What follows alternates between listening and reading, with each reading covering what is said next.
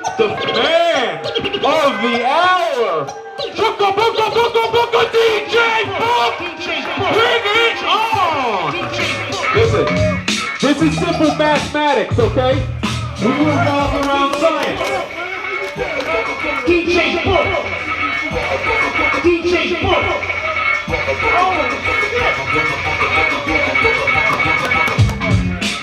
Congratulations. I'm going to let him say a couple words here. But first, watch this. You're not going to believe this, you guys. Look, DJ Book is getting, honored and inducted. And you're like, okay, that's great. That's enough. That's fine. We can all go home. Okay, that's fine. That's good. We love you. But he said, nah, I'm going to pay it back to hip-hop. And I'm going to donate something to the museum. I swear to God, you guys, I've never seen this before. It's electronic.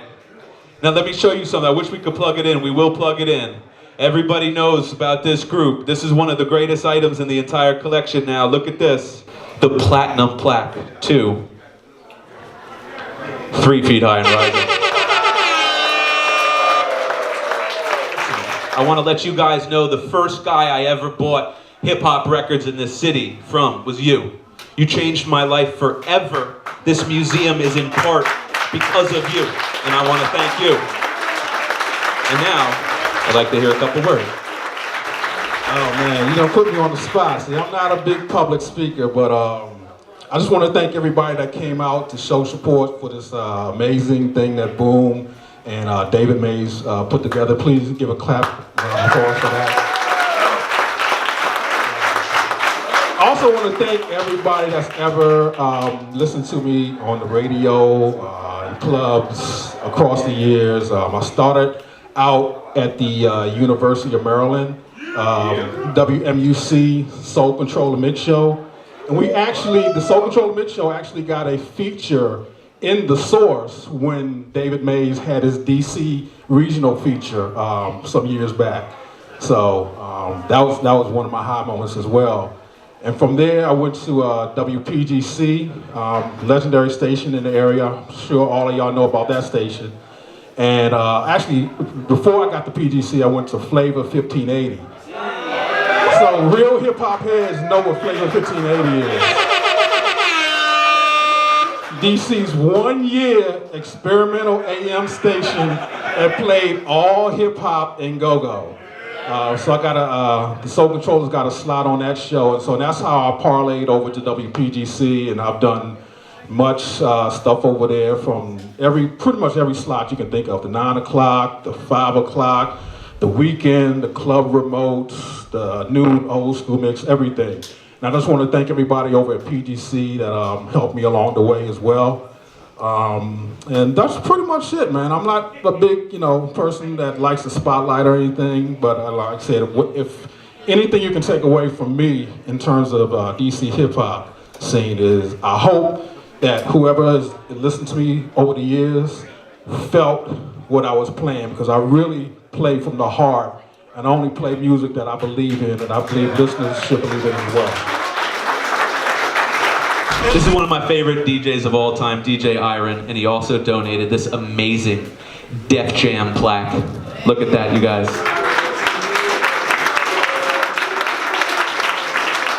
The one they call Iron. Round of applause for my favorite DJ. DJ Iron, everybody! Yo, this is DJ Iron from WKYS in DC.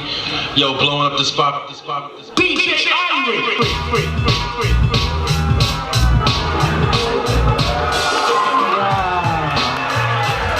Yo, that's crazy. Thank you very much. Where did you get that? Thank you, this is amazing.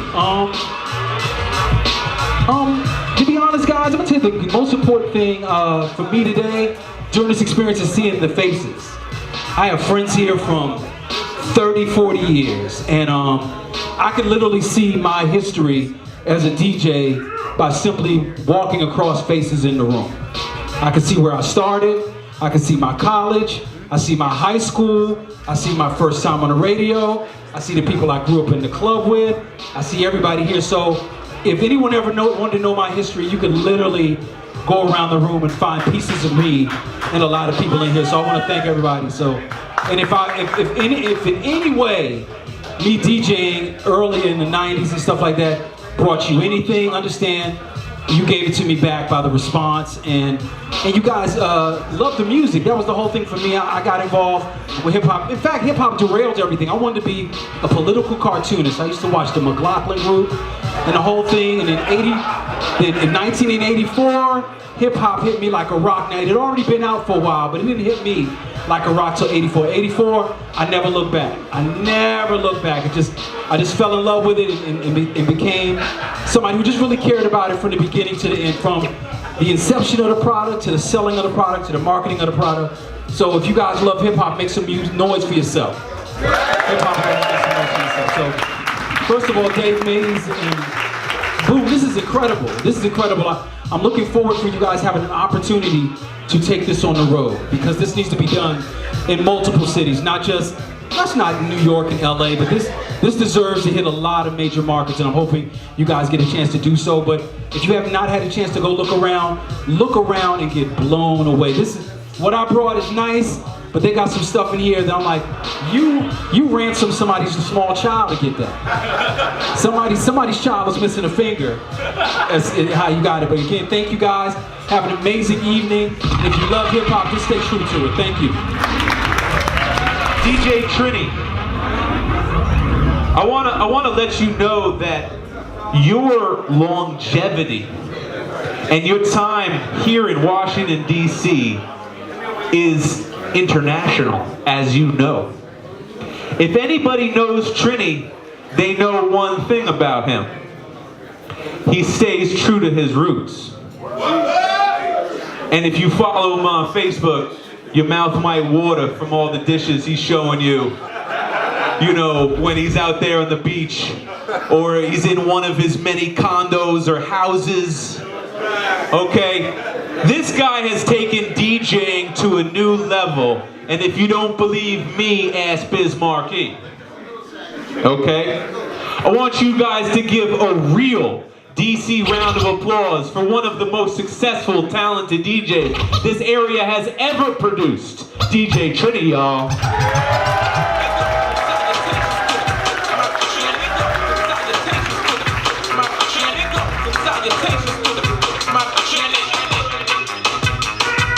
How everybody doing out there?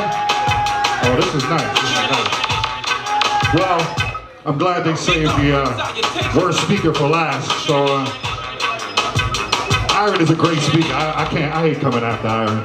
But anyway, I appreciate this, man. I love what you guys are doing here at the Hip Hop Museum. Dave, this is great, man. And DC deserves this because a lot of people don't know how much of a contribution DC put into the hip hop game. Am I correct? Am I correct? Yeah, we got some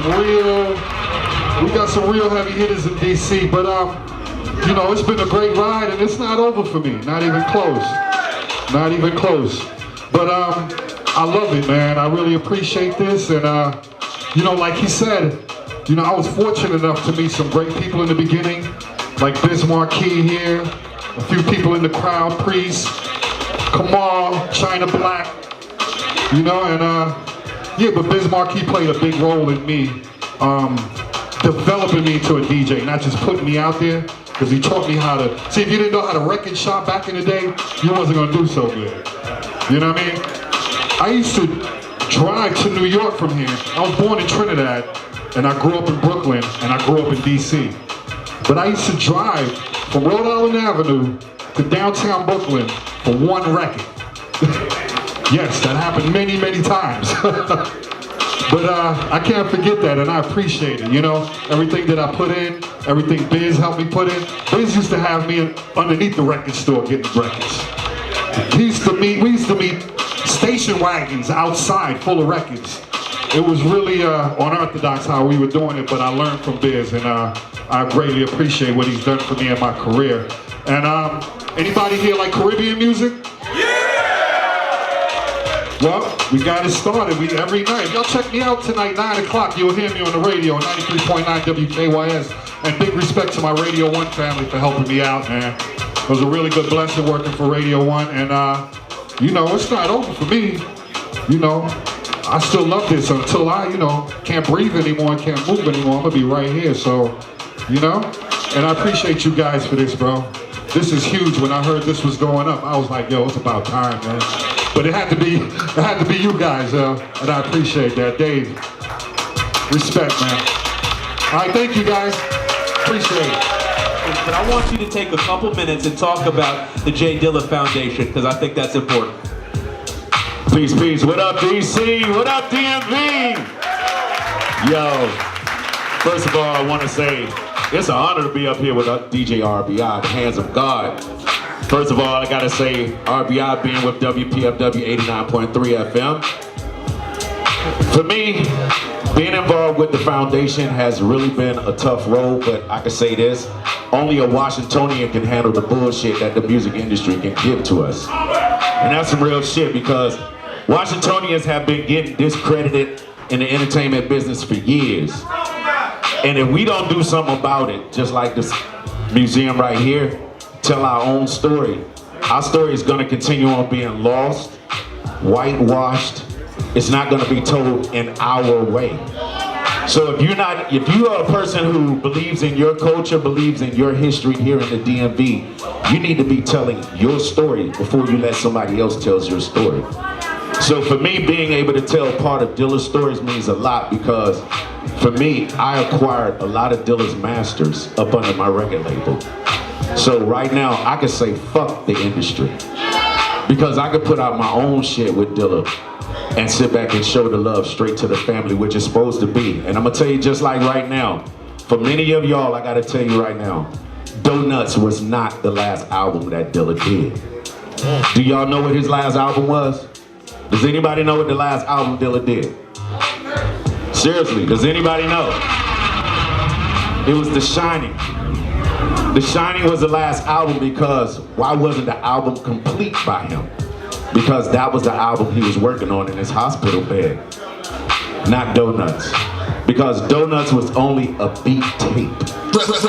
So let me give y'all an example. How many of y'all know about the De La Soul story? What's going on with De La? How many know about this? All y'all industry people. Y'all know about the sample situation that De La is going through. That's the same situation that Donuts was in. The record label extended it to get the publishing credit. You talk about like how dirty the industry can be. It's real foul, but at the same time, if you're an artist yourself, you get paid and get the fuck on. You do not worry about that situation. Get your dough and get going, because when that publishing clearance comes through, you're gonna be in a world of trouble. And that's something you don't want to deal with. So for all you beat makers out here, all you MCs and everybody that's out here, make sure your stuff is cleared before you sit back and take an opportunity that you cannot control when the industry gets to your music, because you're never in control. So I want to say thank you all for coming out here. Appreciate the museum, and Tony Smith, I'm out. I want everyone to say Celo. Ready? Celo put his job on the line to support DMV talent and was fired for playing DMV music. That's the big homie, man. Show him some love. Clap it up. DJ Celo. Give a round of applause for Eddie Kayne, everyone. Well, you know, we come from a go-go city, so if you were doing hip-hop back in the day, you were a Bama, man. And, hey, but we love the culture, man, and I really appreciate you. What video was that? Stone Cold Hustler 2. Stone Cold Hustler. We was the first video on MTV Jams back in 80-something, man. So okay. I salute 1990, though. And the museum has a sealed copy of that record. We appreciate DC for always showing love, man. That's right. I love y'all, man. Thank y'all for keep supporting me, man. That's right. There was a young lady who seemed to me, because I'm from New York, to come out of left field. And when she hit with this single, it was everything. And it wasn't like DC. I thought it was really, it was a record that any region could get behind. It actually sounded a little West Coast, if you ask me. But everyone that heard this record loved this record, and subsequently loved the female MC behind it, because She is everything that is DC. And of course, if you know your history, you know I'm talking about the one, the only, Nonchalant. It's really real when I feel the way that I do right now. I see all my brothers underground, pushing up daisies. Man, it amazes me that you can't see where you're gonna be. A statistic, everybody's going cold ballistic. If you had a good day, damn, I must have missed it. Cause you're mad at the universe. Thank you so much, Jeremy, Dave, DC, DMV. This record continues to be something that is so pivotal in my life and continues to be pivotal in a lot of people's lives. 5 O'Clock was a record that, one, it wasn't supposed to be the first single, actually. We were listening to the album at the label, and 5 O'Clock came on, and Daddy-O came in the office and said, "That's your first single." And I was like, really? He was like, "That is your first single." I was like, okay. I mean, if Daddy-O tells you that, what are you gonna say? Except yes, that is my first single. And 20 some odd years later, actually on the 20th anniversary of 5 O'Clock, the young man in the video, Jay, who I was like asking him where was he going at 5 o'clock in the morning, his brother, which is my other nephew, Duran, 20 years later, almost to the month, was murdered only blocks away from my mom's house. So we're actually sitting on the porch and we can hear the gunfire from my nephew being killed. We had no idea. We thought he just walked to the store. So unfortunately, 5 O'Clock is such a beautiful contribution to the hip hop music world. It's still relevant. So I'm waiting for the day for 5 O'Clock not to be relevant to our times. Do I appreciate the record? Do I appreciate the love that the record continues to get? Absolutely. Because I wouldn't be standing here 20 years later talking to you and accepting this beautiful award. But I need it to not be relevant. So I have to say that every chance I get, every mic I get, every time I can get someone's attention and be able to talk to them from young to old, we have to make sure that 5 O'Clock is not relevant anymore. When I first did this record, like they said, DMV hip hop was not, it was, you know, it was homegrown like go-go music, but when I traveled, everybody said, "Oh, where you from?" I said, DC. "Oh, you got go-go on your record?" No, I'm a hip hop artist. And then the eyes got real wide and was like, "Oh, okay. We'll believe it when we hear it." So I feel humbled by this. But I feel my heart is so full to see where our hip hop culture has grown, how it's grown. The artists that we have today, not just charting, but topping the charts, doing tours, headlining tours, not just on somebody's tour, hoping to get on, but headlining tours. So I want to thank you so much. Thank you so much.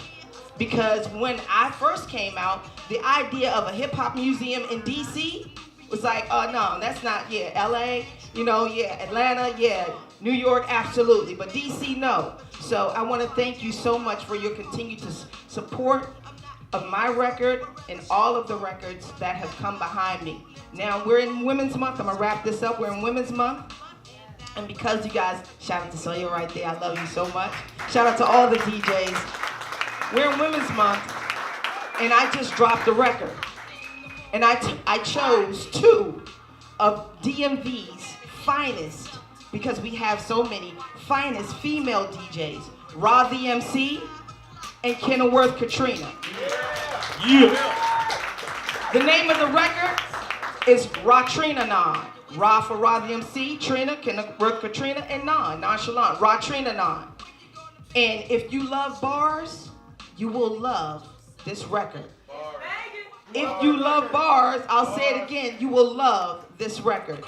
Again, Thank you so much. Thank you, RBI. He's driving it. Let's all listen to it together.